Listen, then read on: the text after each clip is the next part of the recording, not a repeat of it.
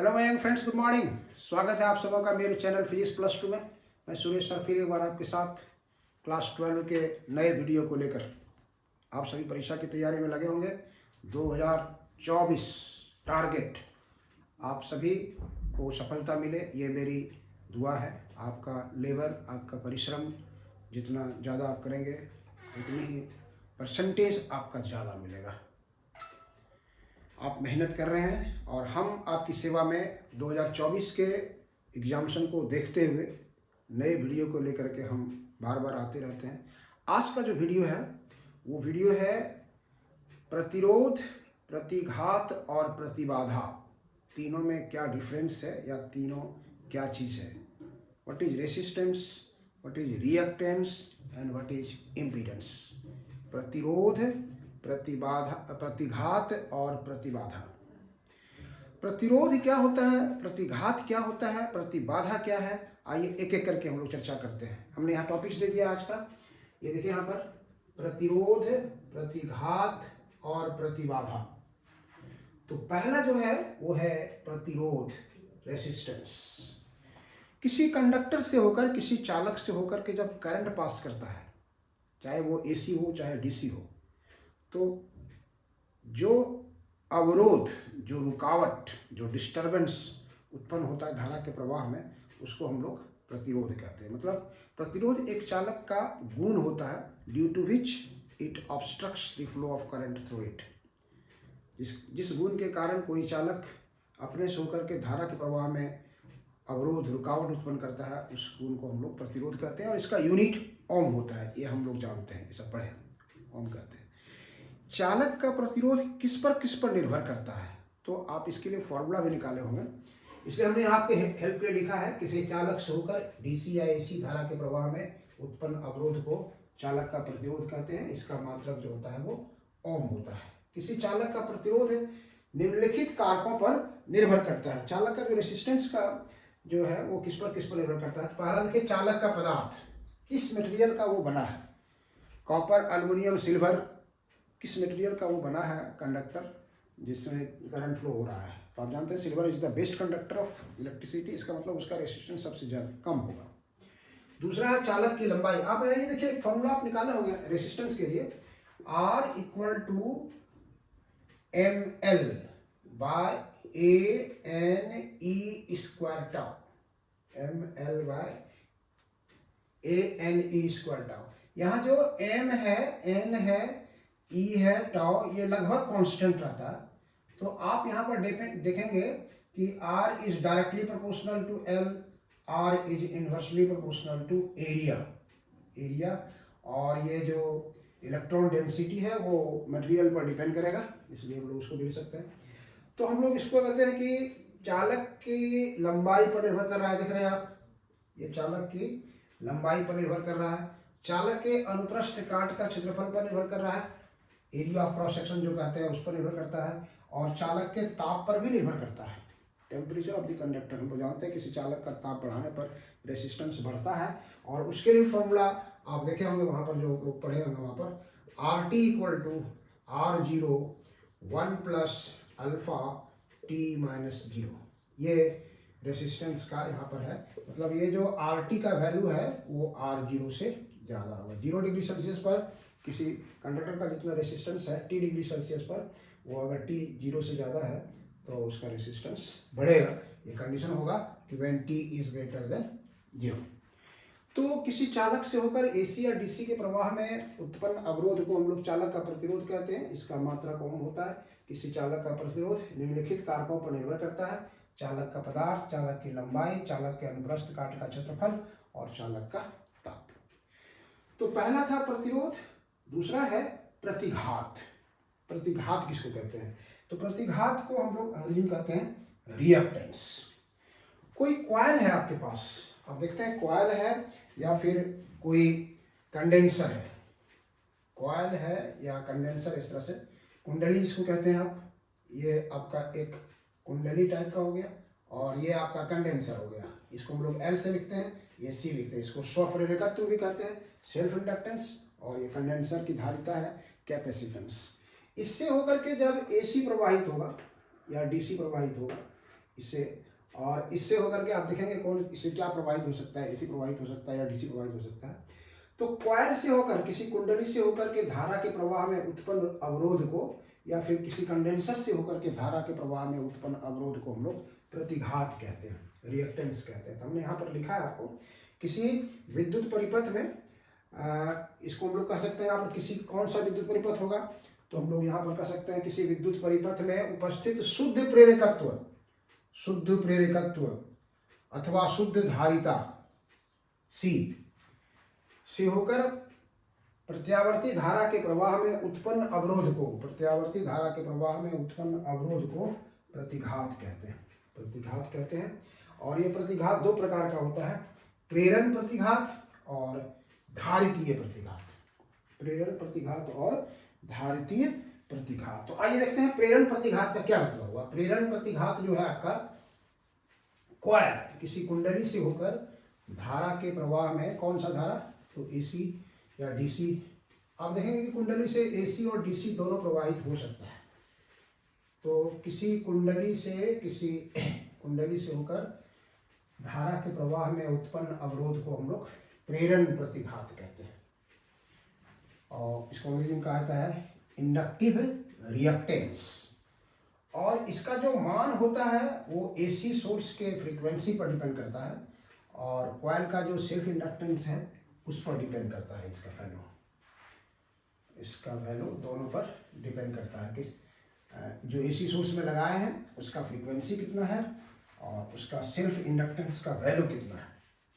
उसी प्रकार धारितीय प्रतिघात जो होगा, कंडेंसर से होकर के जब एसी सप्लाई होगा तो उसमें कितना अवरोध उत्पन्न हो रहा है, कितना रुकावट डाल रहा है, उसको हम लोग कहते हैं वहाँ पर कैपेसिटिव रिएक्टेंस, धारितीय प्रतिघात, धारितीय प्रतिघात उसको कहते हैं हम लोग यहाँ से।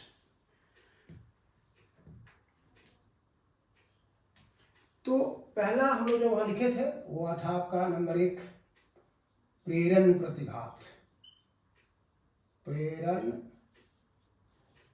प्रतिघात, इसको हम लोग कहते हैं वहाँ पर अंग्रेजी में इंडक्टिव रिएक्टेंस, इंडक्टिव रिएक्टेंस।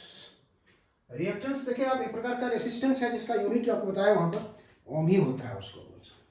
मतलब ये जो कॉइल है आपका, ये जो कॉइल है, इस कॉइल से होकर के धारा के प्रवाह में जो अवरोध उत्पन्न होगा उसको हम लोग कहेंगे प्रेरण प्रतिघात। मतलब आप सीधे लिख सकते हैं यहाँ पर से, आप कोई प्रॉब्लम नहीं है। किसी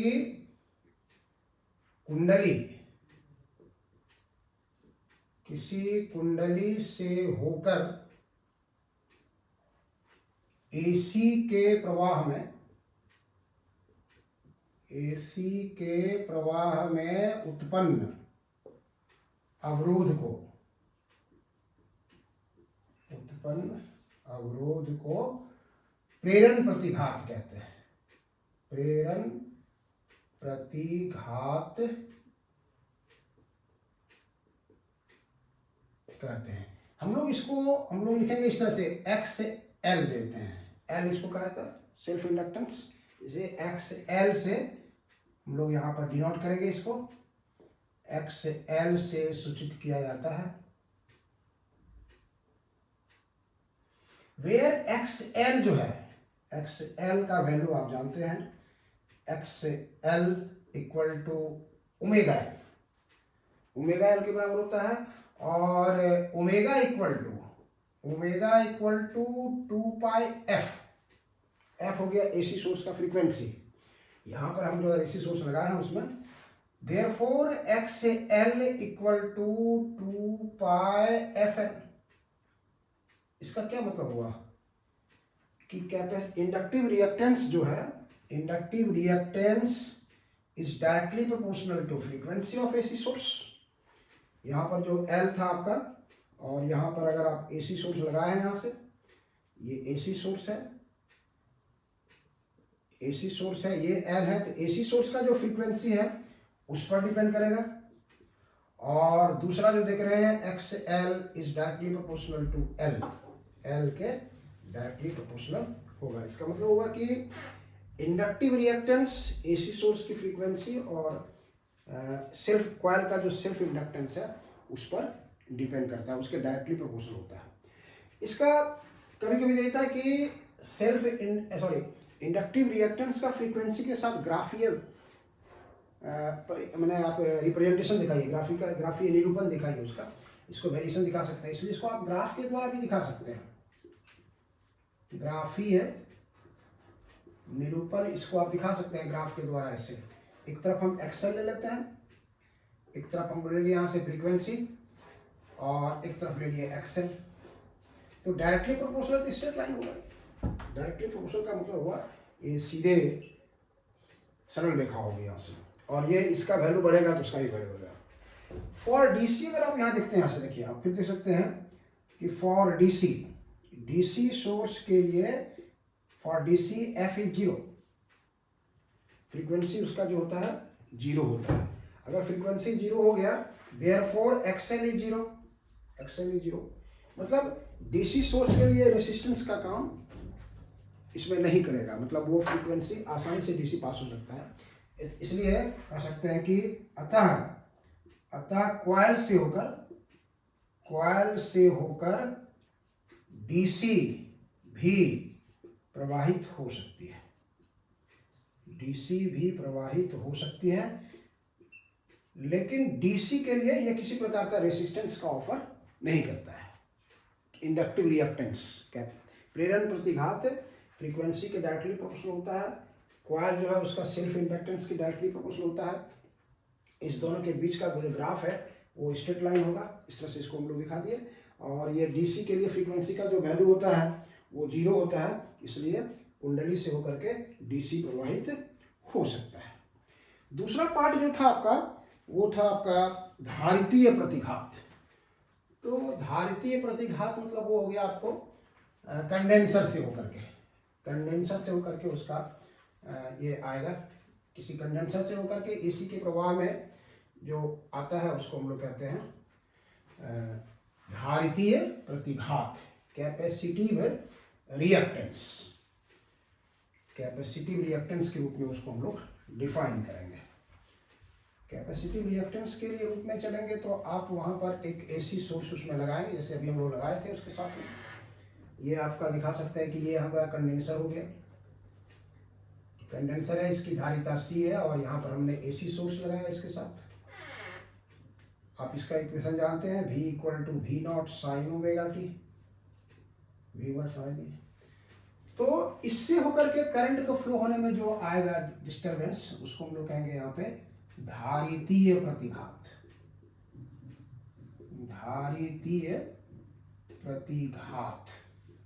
मतलब कैपेसिटिव रिएक्टेंस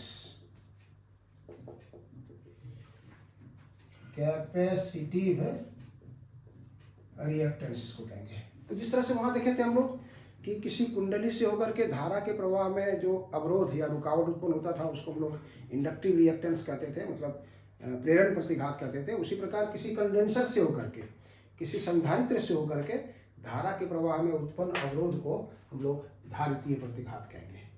और इसका भी मात्रक ओम होगा क्योंकि उसी का प्रकार है ये, और इसको हम लोग जो यहाँ लिखेंगे XC से लिखेंगे। तो एक लाइन अगर आप परिभाषा यहाँ लिखना चाहते हैं तो लिख सकते हैं सीधे, किसी संधारित्र से होकर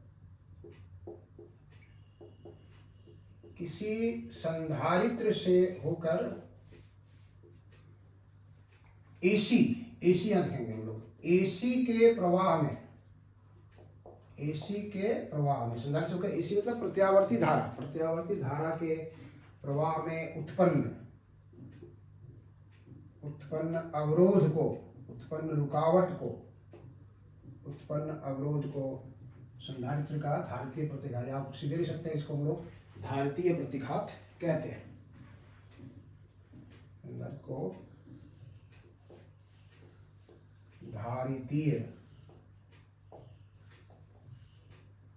प्रतिघात कहते हैं। इसे XC से सूचित किया जाता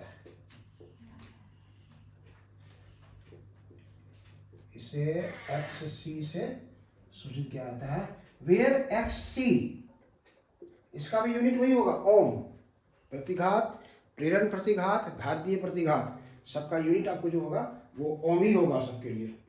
तो हम लोग ये इसलिए वेयर एक्स सी का जो वैल्यू होता है आप जानते हैं 1/ω_c, और ये जानते हैं आप omega equal to 1/2πf, therefore x C equal to 1/2πf c, 1/2πf c।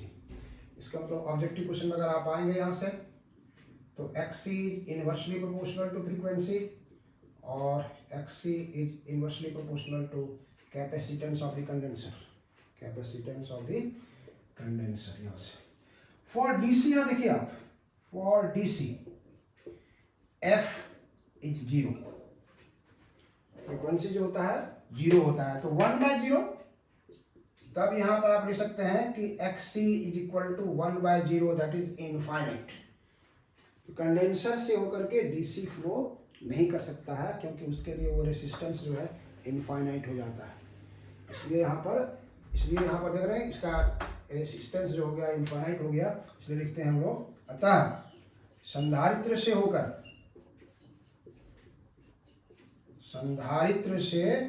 होकर डीसी का प्रवाह नहीं होता है, संधारित्र से होकर डीसी का प्रवाह नहीं होता है। क्यों नहीं होता है आप समझ गए, कंडेंसर से होकर के क्यों नहीं डीसी फ्लो कर सकता है कि उसके लिए रेसिस्टेंस जो है वो इनफाइनाइट है। अब इसका अगर फिर ग्राफ बनाएंगे आप यहाँ से, ग्राफिकल वेरिएशन अगर आप क्या करते हैं, आप यहाँ से ग्राफीय निरूपण अगर इसका आप यहाँ से निकालना चाहते हैं, ग्राफिकल वेरिएशन, तो फिर लेंगे आप इसे, इधर हम फ्रीक्वेंसी ले लिए और इधर एक्स सी ले लिए, तो इन्वर्सली प्रोपोर्शनल है, आप देख रहे हैं इन्वर्सली प्रोपोर्शनल है, फ्रीक्वेंसी बढ़ेगा तो ये घटेगा, इसलिए ये जो होता है ये घटता है इस तरह से, ये इस तरह से घटता है। ग्राफिकल रिप्रेजेंटेशन हुआ इसका कि कैसे फ्रीक्वेंसी बढ़ाने से ये कंडेंसर का जो कैपेसिटिव रिएक्टेंस है उसका ग्राफ कैसे आएगा। और इसके पहले देखें हम लोग इंडक्टिव रिएक्टेंस।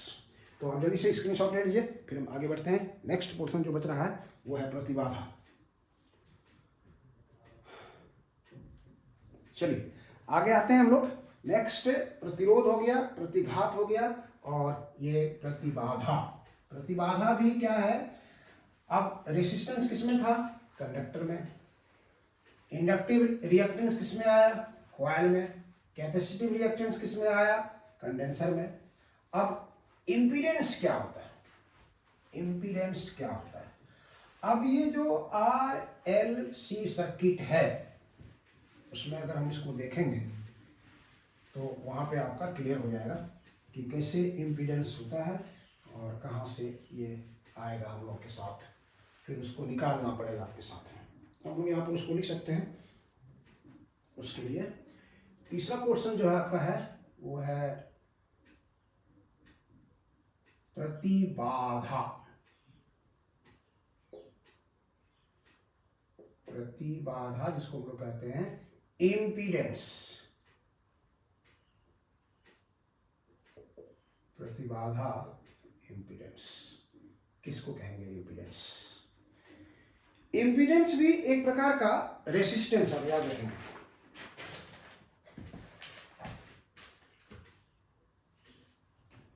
इम्पीडेंस भी आपका एक रेसिस्टेंस।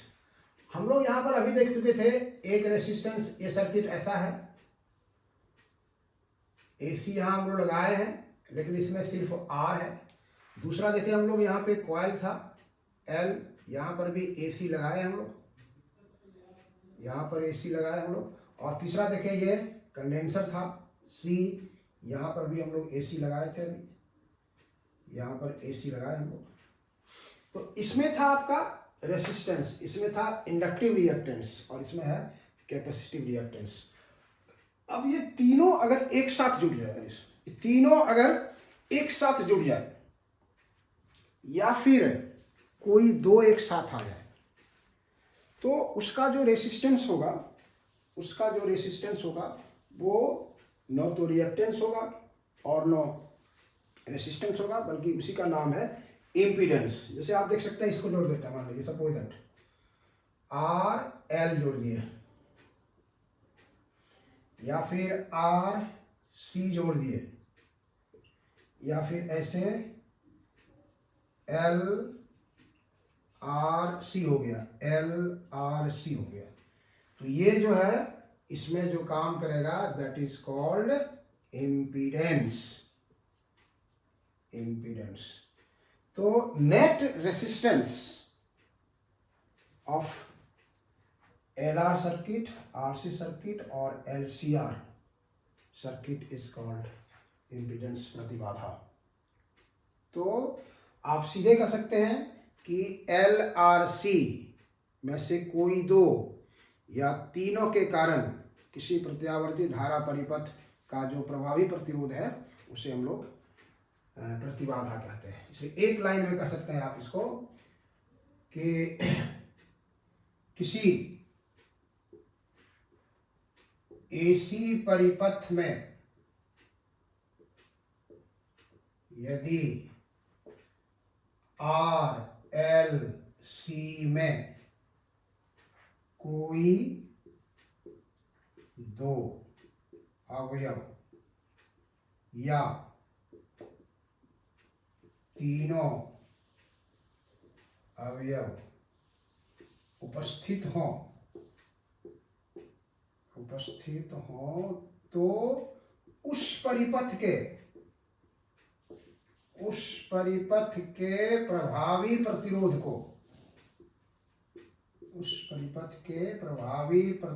को, प्रतिबाधा, इसको हम लोग जेड से डिनोट करेंगे, इसको जेड से करते हैं, प्रतिबाधा कहते हैं। इसे हम लोग जेड से चूज किया है where Z equal to V by I. भी जो हो गया यहाँ से, भी को हम लोग कह सकते हैं प्रभावी वोल्टेज। ये भी जो है प्रभावी वोल्टेज हो गया आपका, और आई हो गया परिपथ से प्रवाहित धारा, परिपथ से प्रवाहित धारा है, उसको हम लोग कहेंगे प्रतिबाधा।